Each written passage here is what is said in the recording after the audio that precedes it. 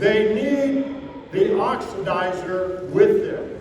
You can't, there's no oxygen in outer space, so the fuel has oxygen built into it, which is kind of weird. So I've made a fuel right here. It's solid, powder, and instead of adding fire, I'm going to add acid, some really strong acid.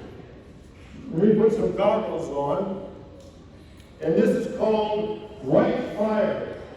Think of it as a giant spaceship going up into space. Here we go.